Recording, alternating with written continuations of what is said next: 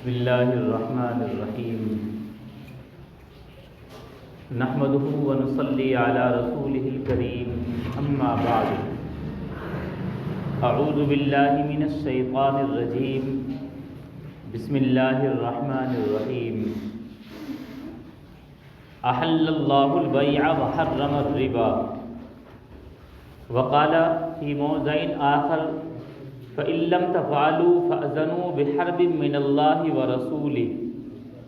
صدق اللہ العظیم۔ اللہ رب العزت کا احسان اور کرم ہے کہ اس نے ہم سب کو ایمان کی دولت عطا فرمائی۔ ہماری جانیں اور ہمارا مال یہ سب کچھ اللہ کی ملکیت ہے، ہمیں اس کو صرف استعمال کی اجازت ہے۔ ہماری مکمل ملکیت نہ ہماری جان پر ہے نہ ہمارے مال پر ہے۔ اس طریقے پر ہماری جان اللہ تعالیٰ کی ایک نعمت ہے، اسی طریقے پر مال بھی اللہ تبارک و تعالیٰ کی ایک نعمت ہے، جسے حاصل کرنے کا حکم بھی دیا گیا کہ شرعی حدود میں رہ کر اسے حاصل کیا جا سکتا ہے، کیونکہ انسان کی ضرورتیں اسی سے جڑی ہوئی ہیں۔ اور دنیا کے اکثر معاملات، بیوی کے حقوق، اسی طریقے پر اولاد کی تعلیم و تربیت پر خرچ کرنا، ان کے حقوق ادا کرنا، یہ تمام چیز مال ہی کے ذریعے سے ہو سکتی ہیں۔ اس لیے فی نفسی ہی مال حاصل کرنا یا کمانا گناہ نہیں، بلکہ ایک حدیث شریف میں اللہ کے نبی صلی اللہ علیہ وسلم نے فرمایا لا بأس بالغنى لمن اتقى اللہ عز وجل، ایسے شخص کے مالدار ہونے میں کوئی خرابی نہیں، کوئی برائی نہیں جو اللہ تعالیٰ سے ڈرتا ہو۔ لیکن جہاں مال ایک طرف نعمت ہے اور فی نفسہ ہی کوئی بری چیز نہیں، کچھ برائیاں اس مال کے اندر پیدا کر دی جاتی ہیں جس کی وجہ سے یہ برا ہو جاتا ہے۔ ان برائیوں میں ایک بہت بڑی برائی جو آج کل ہمارے معاشرے میں بڑی تیزی سے پھیل بھی رہی ہے اور استعمال بھی ہو رہی ہے، وہ ہے سودی لین دین۔ قرآن کریم میں اللہ تبارک و تعالیٰ نے مال کے اندر سودی معاملات کو بالکل قطعی طور پر حرام قرار دیا۔ اس کے اندر جو شکلیں ہو سکتی تھی سب کو حرام قرار دیا، بلکہ اگر پورے قرآن اور حدیث کے ذخیرے کو دیکھا جائے اور ایک طرف دیکھا جائے کہ جو گناہ کبیرہ ہیں جن پر اللہ تبارک و تعالیٰ کی وعید اور سزا آئی ہے، اتنے سخت الفاظ نہ زنا پر ہیں، نہ شراب پینے پر ہیں، نہ حرام کھانے پر ہیں، یعنی کہ خنزیر وغیرہ کھانے پر بھی نہیں۔ جتنے سخت الفاظ اللہ تبارک و تعالیٰ نے سود کو استعمال کرنے پر قرآن کے اندر استعمال کیے ہیں، گویا کہ یہ گناہ ایسا سخت ہے کہ اللہ تبارک و تعالیٰ نے ایسے الفاظ استعمال کیے جو جلال میں استعمال ہوتے ہیں، ایسے الفاظ اللہ تعالیٰ نے اس کے متعلق استعمال کیے ہیں۔ سود کیا چیز ہے، اس کی ڈیفینیشن اور تعریف عربی انداز میں بڑی مختلف کی جاتی ہے، لیکن اس کو بہت ایزیلی سمجھنا چاہیے۔ اردو میں اس انداز سے کی جاتی ہے کہ دو آدمی وزن کی جانے والی چیز کو یا ناپی جانے والی چیز کا جو کہ دونوں کی دونوں ایک ہی جنس کے ہوں یا روپے پیسوں کا اس طرح معاملہ کریں کہ ایک کو دوسرے سے کچھ زیادہ دینا پڑے، اس کو سود کہا جاتا ہے، وہ جو زیادہ رقم ہے۔ اللہ کے نبی صلی اللہ علیہ وسلم کے زمانے میں عربوں میں سود چلتا تھا، لیکن وہاں سود کی ایک شکل پائی جاتی تھی جو کہ آج بھی پائی جاتی ہے۔ وہ یہ تھا کہ کسی نے بھی قرضہ لیا کہ مجھے کوئی کام، تجارت، بزنس کرنا ہے، اپنا قرض دے دیجئے، تو دوسرے نے قرض پہلے ہی طے کر کے دیا کہ 1000 دے رہا ہوں، 1100 لوں گا۔ یہ شکل ہمارے یہاں بھی پائی جاتی ہے اور ہم صرف اسی کو سود سمجھتے ہیں۔ صرف یہی سود نہیں ہے، بلکہ ایسا معاملہ جس میں ایک ہی جنس کی دو چیزیں ہوں، چاہے وزن کی جانے والی یا ناپ کر لی جانے والی چیزیں یا روپے پیسے ہوں، اور اس طریقے پر وہ معاملہ کرنا کہ ایک کو دوسرے سے کچھ زیادہ دینا پڑے، تو یہ سود ہوتا ہے۔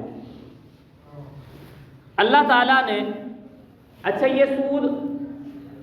کچھ کچھ لوگوں کے ذہن میں تو یہ ہے کہ قرآن کریم میں تو جس سود کو کہا گیا یا ایھا الذین آمنوا لا تاکلوا الربا اضعافا مضاعفا، اے ایمان والو تم بڑھا چڑھا کر سود نہ کھاؤ، تو کچھ لوگوں کو یہ غلط فہمی ہے کہ شاید وہ والا سود حرام ہے جو بڑھا چڑھا کر لیا جاتا ہے، اور جو سنگل لیا جاتا ہے یعنی انٹرسٹ دو طرح کا ہوتا ہے، ایک سنگل انٹرسٹ ایک کمپاؤنڈ انٹرسٹ۔ کچھ لوگ یہ سمجھتے ہیں کہ شاید سنگل انٹرسٹ جائز ہے اور کمپاؤنڈ انٹرسٹ جو بڑھا کر دیا جاتا ہے اس کی حرمت قرآن میں ہے، جبکہ قرآن کریم کی دوسری آیت میں صراحت ہے کہ سود کیسا بھی ہو، وہ انٹرسٹ چاہے سنگل انٹرسٹ ہو یا کمپاؤنڈ انٹرسٹ ہو، دونوں کے دونوں حرام ہیں۔ فرمایا وَأَحَلَّ اللَّهُ الْبَيْعَ وَحَرَّمَ الرِّبَا، کہ اللہ تعالیٰ نے تجارت اور بزنس کو حلال قرار دیا، حلال رکھا، اور سود کو اس ربا کو حرام قرار دیا۔ یہ سری آیت ہے، اس میں کوئی تصریح نہیں کہ وہ کمپاؤنڈ انٹرسٹ ہو یا سنگل انٹرسٹ ہو، کسی بھی طرح کا ہو، ہر طرح کا سود حرام ہے۔ قرآن کریم میں مختلف انداز میں اس کو بتلایا گیا۔ جب سود کی حرمت نازل ہوئی تو اس وقت عرب کے اندر کچھ لوگ ایسے تھے جن کا مال دوسرے کے اوپر تھا، اب ان کے ذہنوں میں یہ بات آئی کہ اب اصل مال بھی چھوڑ دیں یا اس بار کا تو انٹرسٹ لے لیں، اگلا نہ کریں، تو اللہ تعالیٰ نے اس کی بھی وضاحت فرمائی۔ فرمایا وَذَرُوا مَا بَقِيَ مِنَ الرِّبَا إِن كُنتُم مُؤْمِنِينَ، کہ جو اصل رقم ہے وہ تو لے لو، لیکن جو تمہارا سود بیٹھتا ہے اس سود کو وہیں جو کا تو چھوڑ دو۔ گویا کہ اگر کسی کو یہ معاملہ پہلے سے طے بھی ہو چکا ہے پھر بھی شرعی حکم یہ ہے کہ صرف اصل رقم ہی لینی جائز ہے، جو اس کے اوپر سود بیٹھتا ہے، جو انٹرسٹ بیٹھتا ہے، وہ لینا جائز نہیں۔ ایک مسئلہ یہاں اور سمجھنا چاہیے، وہ یہ ہے کہ سود میں معاملہ پہلے سے طے ہوتا ہے کہ آپ مجھے 1,00,000 روپے دے دیجئے یا میں تمہیں 1,00,000 روپے دیتا ہوں اور تم مجھے 1,05,000 روپے دے دینا ایک مہینے کے بعد، جو بھی وقت متعین ہو اس میں رقم پہلے طے کر لی کہ اتنی بڑھا کر دے دینا۔ البتہ اگر ایسا ہو کسی نے قرض لیا کہ 1,00,000 روپیہ قرض دے دیجئے، اور اس نے بھی کہا کہ ٹھیک ہے میرا 1,00,000 روپیہ آپ مجھے جو بھی وقت طے ہوا مہینے 2 مہینے کے بعد دے دینا، اتنا ہی، کوئی اوپر رقم طے نہیں ہوئی۔ اب دینے والا شخص دیتے وقت بغیر طے کیے ہوئے اپنی طرف سے کچھ بڑھا کر دے دیتا ہے تو یہ جائز ہے، بلکہ مستحب ہے۔ اللہ کے نبی صلی اللہ علیہ وسلم سے یہ عمل ثابت ہے کہ کسی سے قرض لیا اور کوشش وقت سے پہلے دینے کی اور جب وہ دیا گیا جو کا تو قرض، تو اپنی طرف سے بطور تبرع اور احسان کے کچھ بڑھا کر دے دیا۔ زید بن ثانہ ایک یہودی کا واقعہ ہے کہ اللہ کے نبی صلی اللہ علیہ وسلم نے ایک مرتبہ کچھ قرض لیا مسلمانوں کے لیے، وہ قرض لے کر مسلمانوں کو دے دیا۔ زید بن ثانہ خود بیان کرتے ہیں کہ جب وہ وقت وہ تاریخ آئی، میں تاریخ آنے سے 2-4 دن پہلے ہی جان بوجھ کر گیا اور اللہ کے نبی صلی اللہ علیہ وسلم سے بدسلوکی کرنے لگا، اور میں نے گریبان پکڑا، کہنے لگا کہ اے بنو ہاشم تم میرا مال مار لو گے، تم تو ٹال مٹول ہی کرتے ہو، دوسروں کا لے کے دیتے نہیں ہو۔ اور مجھے لگ رہا تھا کہ اللہ کے نبی صلی اللہ علیہ وسلم غصے میں آ جائیں گے، آج تو تیری خیر نہیں، لیکن میں آزمانا چاہ رہا تھا۔ جب یہ حرکت دیکھی آپ صلی اللہ علیہ وسلم خاموشی کے ساتھ مسکراتے رہے۔ ادھر حضرت عمر رضی اللہ عنہ بیٹھے غصے میں جلال میں کھڑے ہوئے، کہنے لگے او اللہ کے دشمن، تم میرے سامنے ایسی حرکتیں کرتا ہے، میں تیری گردن اڑا دیتا ہوں۔ اللہ کے نبی صلی اللہ علیہ وسلم نے حضرت عمر کو ٹوکا کہ اے عمر، تم کو چاہیے تھا کہ تم اس سے صرف اتنا کہتے کہ سلیقے سے تقاضا کرو، تمہیں قرض چاہیے تو سلیقے سے مانگو، اور مجھ سے چاہیے تھا کہ آپ اس کا حق جب قرض ہے تو ادا کر دیجئے، یہ نہیں کہ آپ اس بات پر اتر آتے۔ اب اللہ کے نبی صلی اللہ علیہ وسلم نے حضرت عمر ہی سے کہا، چونکہ یہ قرضہ اپنے لیے نہیں لیا گیا تھا، مسلمانوں کے لیے لیا گیا تھا، اب بیت المال میں وہ رقم آ چکی تھی، فرمایا بیت المال سے وہ رقم لو، اس کا قرضہ ادا کر دو، اور 20 سا جو یعنی کچھ اور بڑھا کر، جو اس نے ہمارے ساتھ بدسلوکی کی اور بڑھا کر اس کو دے دو۔ چنانچہ زید بن ثانہ کہتے ہیں کہ میں نے جب آپ کا یہ حسن سلوک دیکھا کہ میں غصے میں بدتمیزی میں ہوں اور غلطی آپ کی نہیں ہے، میں نے پھر بھی ایسا کیا، اور آپ صلی اللہ علیہ وسلم مجھے کہنے کے بجائے میرے ساتھ یہ احسان کرتے ہیں تو میں فوراً آپ کے قدموں میں گر پڑا، میں نے کہا بس مجھے بھی وہی کلمہ پڑھا دیجیے جو آپ کا کلمہ ہے۔ اور زید بن ثانہ یہ یہودی تھے اور ابھی یہ مسلمان ہو گئے۔ بہرحال اگر کچھ طے نہیں ہوا، صرف وہی قرضے کی رقم دینی ہے اور دیتے وقت دینے والا اپنی طرف سے بطور تبرع اور احسان کے کچھ بڑھا کر دے تو یہ جائز ہے، لیکن طے کر لینا یہ ناجائز اور حرام ہے۔ سود کے متعلق جو کچھ بتلایا وہ بھی ہے، اور پھر اللہ تبارک و تعالیٰ نے قرآن کریم میں یہ بھی فرمایا کہ جو سود کی رقم ہوتی ہے اللہ تبارک و تعالیٰ اس پر ایک مہر لگا کر یہ دیتے ہیں کہ دنیا میں سود کی رقم استعمال کی جائے اس میں کبھی بڑھوتری نہیں ہوگی۔ فرمایا یمحق اللہ الربا ویربی الصدقات، ایک ربا ہوتا ہے، سود ہوتا ہے، اور ایک صدقہ ہوتا ہے۔ سود یہ ہے کہ آپ نے رقم پر بڑھا کر کچھ رقم لے لی، صدقہ یہ ہے اللہ کو خوش کرنے کے لیے کچھ رقم خرچ کر دی۔ بظاہر سود میں مال آتا ہوا دکھ رہا ہے اور صدقے میں مال جاتا ہوا دکھ رہا ہے، لیکن اللہ تبارک و تعالیٰ نے ایک ضمانت اور گارنٹی لی، یمحق اللہ الربا، اللہ تعالیٰ ربا اور سود کو تو مٹا دیتا ہے، ویربی الصدقات، اور صدقے کو بڑھاتا ہے، ثواب کے اعتبار سے بھی اور اصلیت کے اعتبار سے بھی۔ اصلیت یہ ہے کہ کبھی بھی دنیا کی تاریخ بھی اس بات کو بتاتی ہے کہ کبھی بھی سود کی رقم سے کوئی بھی آدمی جو استعمال کرتا ہے وہ کامیاب نہیں ہوا۔ بظاہر کچھ وقت کے لیے مال بڑھتا ہوا دکھائی دیا، لیکن اس کا نتیجہ اور رزلٹ سب سے خراب آتا ہے۔ اور صدقہ دینے والا کبھی بھی فقیر نہیں ہوا، یہ بھی تجربہ ہے۔ یہ تو ہے دنیاوی اعتبار سے، اور نتیجے کے اعتبار سے یہ ہے کہ سود کو اللہ تعالیٰ مٹا دیتا ہے، یعنی اس کی حصلیت کو بھی، اور صدقے کو بڑھاتا ہے، یعنی اس کا ثواب اللہ تبارک و تعالیٰ بڑھا دیتا ہے۔ یہ ثواب کے اعتبار سے گھٹوتری اور بڑھوتری ہوتی ہے۔ اور یہ تو دنیا کے اندر ہے۔ پھر اللہ نے فرمایا فَإِن لَّمْ تَفْعَلُوا فَأَذَنُوا بِحَرْبٍ مِّنَ اللَّهِ وَرَسُولِهِ، دو گناہ ایسے ہیں جن پر اللہ تبارک و تعالیٰ کی طرف سے جنگ کا اعلان ہے۔ ایک گناہ جو سود کا ہے وہ قرآن کریم کے اندر، نہ زنا کے اوپر اللہ سے جنگ کا اعلان، نہ شراب پینے کے اوپر اور کسی گناہ پر اللہ سے جنگ کا اعلان نہیں، صرف سود کے اوپر اللہ سے جنگ کا اعلان۔ اللہ نے فرمایا فَإِن لَّمْ تَفْعَلُوا، اگر تم سود لینے سے باز نہ آئے، فَأَذَنُوا بِحَرْبٍ مِّنَ اللَّهِ وَرَسُولِهِ، تو اللہ اور اس کے رسول سے جنگ کے لیے تیار ہو جاؤ۔ دنیا میں کسی کو مجال نہیں کہ وہ اللہ سے یا اس کے رسول سے جنگ کر سکے، جنگ کرنا تو دور کی بات، یہ خیال ہی اپنے دماغ میں لا سکے۔ اتنے سخت الفاظ استعمال کیے، گویا کہ اللہ تبارک و تعالیٰ کو اتنی نفرت ہے اس چیز سے کہ اگر اس کو استعمال کیا جا رہا ہے تو گویا کہ اللہ کی طرف سے اعلان جنگ ہے۔ یہ دنیاوی نقصانات اس تمام ہیں اس کے، اور آخرت کے نقصانات شروع ہوتے ہیں۔ اللہ نے فرمایا الذین یاکلون الربا لا یقومون الا کما یقوم الذی یتخبطہ الشیطان من المس ذالک بانہم قالوا انما البیع مثل الربا، جو لوگ سود کھاتے ہیں، سود کا مال استعمال کرتے ہیں، قیامت کے دن وہ اس طریقے پر کھڑے ہوں گے کما یتخبطہ الشیطان من المس، جیسے شیطان یا بھوت پریت کسی پر آ جائیں اور وہ ایک عجیب سی حالت میں ڈولتا ہوا پھرے، اس کو وہ خبتی بنا دیں۔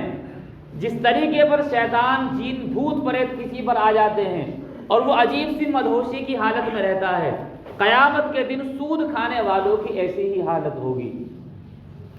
ایسا گناہ ہے، اللہ کے نبی صلی اللہ علیہ وسلم نے فرمایا کہ سود کے 70 سے زیادہ درجے ہیں، یعنی اس کے گناہ کی سختی کے 70 سے زیادہ درجے ہیں، اور اس کا ادنا درجہ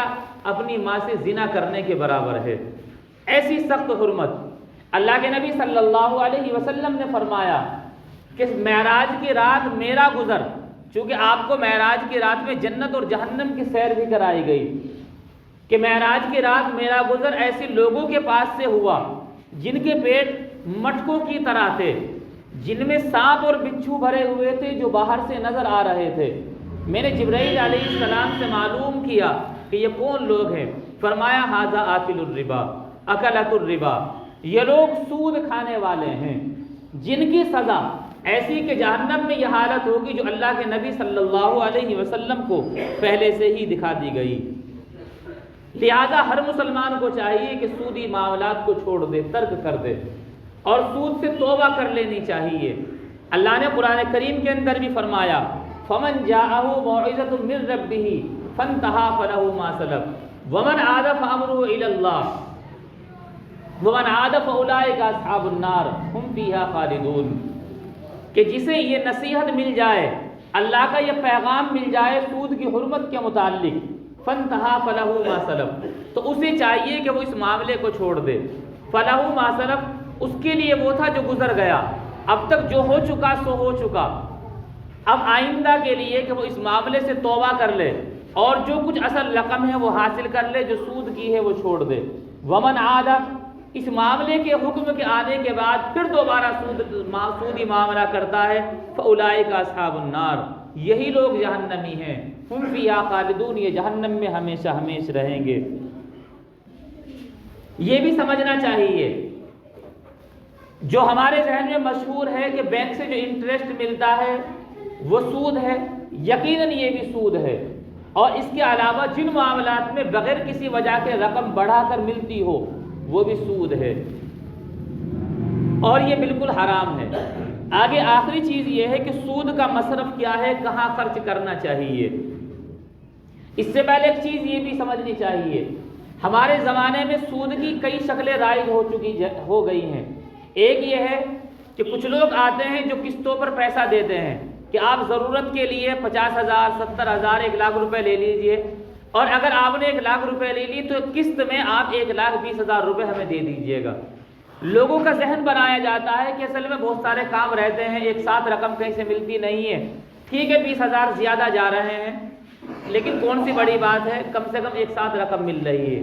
تو یہ سود کو ہمارے درمیان عام کیا جا رہا ہے اور سود کی برائی کو ہمارے ذہنوں سے نکالا جا رہا ہے، اس لیے ان چیزوں سے بچنا چاہیے۔ سود کے بارے میں جو محققین اور تجربے کار لوگ ہیں، بھلے ہی وہ اسلام سے تعلق نہیں رکھتے، ان کا کہنا یہ ہے کہ سودی نظام کی ایک بڑی خرابی یہ ہے کہ مال صرف کچھ سرمایہ داروں کے ہاتھ میں چلا جاتا ہے، باقی عام لوگ وہ مال سے خالی ہوتے چلے جاتے ہیں۔ جبکہ بزنس کا معاملہ تجارت کا یہ ہے جس کے بارے میں اللہ نے فرمایا کہ اللہ نے سود کو حرام کیا اور بزنس کو حلال کیا، اس کا معاملہ یہ ہر کسی کے ہاتھ میں مال آتا چلا جاتا ہے۔ اور یہی وجہ ہے کہ یہودی لوگوں نے سود کو رائج کیا تاکہ مال پر اور معیشت پر صرف کچھ لوگوں کا قبضہ رہ جائے اور عام آدمی اس سے خالی ہو کر بیٹھ جائے۔ تو اس لیے اس سے بچنا چاہیے، اس سے پرہیز کرنا چاہیے۔ بس ایک آخری چیز یہ ہے کہ اس کو کہاں استعمال کرنا چاہیے اگر آتا ہو۔ مثال کے طور پر بینک سے ہی جو انٹرسٹ ملتا ہے وہ کہاں استعمال کرنا چاہیے۔ سود یا حرام مال کوئی سا بھی ہو، اس کا پہلا مصرف یہ ہے کہ اس کے مالک کو اگر لوٹانا ممکن ہو تو مالک کو ہی دیا جائے گا۔ کوئی مال چوری سے لے لیا، کسی بھی طریقے پر غصب کر لیا یا کسی سے سود ڈائریکٹ لیا تھا کسی انسان سے، تو اس کو واپس کیا جائے گا۔ اور دوسری شکل یہ اگر اس کو واپس کرنا ممکن نہ ہو یا جیسے بینک کے اندر پتہ نہیں ہوتا مالک کون ہے، تو اس کا مصرف یہ ہے کہ کسی غریب آدمی کو بغیر نیت ثواب کے دیا جائے گا۔ ثواب کی نیت کرنا بھی جائز نہیں، چونکہ یہ ہمارے ذمے میں ایک بوجھ ہے، اس کو دے دیا جائے گا، اور بینک میں بھی نہیں چھوڑنا چاہیے، وہاں سے نکال کر کسی بھی غریب آدمی کو بغیر نیت ثواب کے دے دینا چاہیے۔ تیسرا یہ ہے اگر کوئی ایسا نہ ملے پھر بھی اس کو اپنی ذاتی اس میں استعمال نہیں کر سکتے، پھر یہ اس کو رفاہ عام میں خرچ کیا جائے۔ رفاہ عام کا مطلب ایسی جگہ خرچ کیا جائے جہاں تمام انسان اس سے فائدہ اٹھائیں، مسلمان غیر مسلم، اس میں اپنا ذاتی فائدہ بالکل نہ ہو۔ مثال کے طور پر کہیں ایسی نالی بنوا دی جہاں سب کا پانی آتا ہے،